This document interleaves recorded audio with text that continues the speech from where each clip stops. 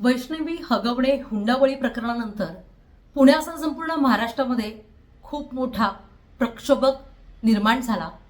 प्रचंड प्रमाणात वैष्णवीसाठी जनआंदोलन उभी राहिली। मात्र यानंतर सुद्धा वैष्णवीसारखे हुंडाबळीचे बळी काय जाणं कमी होत नाही। नुकतंच आत्ता दीप्ती चौधरी हिने हुंड्यासाठी स्वतःचा जीव संपवला।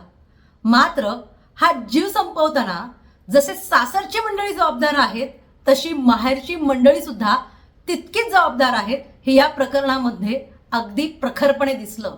कारण जर मुलगी सातत्यानं तक्रारी करते आहे, सातत्यानं आपलं गारणं आपलं दुःख जर आई वडिलांकडे सांगत आहे, तरी देखील सुद्धा जर आई वडील पुन्हा पुन्हा सासरी नांदण्यासाठी आग्रह धरत असतील तर अशा मुलीची माहेरची आणि सासरची दोन्ही दारं बंद होतात आणि मग त्रासाला कंटाळून शेवटी ती आत्महत्येचा पर्याय निवडते।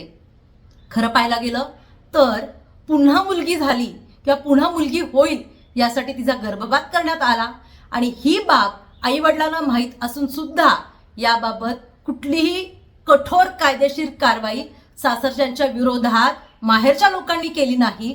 त्यामुळेच खऱ्या अर्थानं आज दीप्ती चौधरी हिचा व्यवस्थेनं बळी घेतलेला आहे, खोट्या प्रतिष्ठेने बळी घेतलेला आहे, मान सन्मानानं बळी घेतलेला आहे।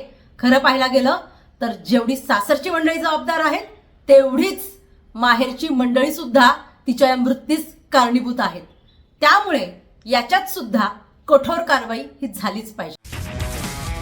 तुमची car, electric panel, data server आगीपासून सुरक्षित आहे का? नाही? मग आजच बसवा F protect temperature activated fire suppression device. यामध्ये आहे eco friendly non toxic pressurised liquid जे आग लागल्यास क्षणार्धात ऍक्टिव्हेट होऊन आगीवरती मिळवते नियंत्रण। बसवण्यास अतिशय सोपे आणि सुटसुटीत डेकालिपचे एक दर्जेदार उत्पादन एफ प्रोटेक्ट।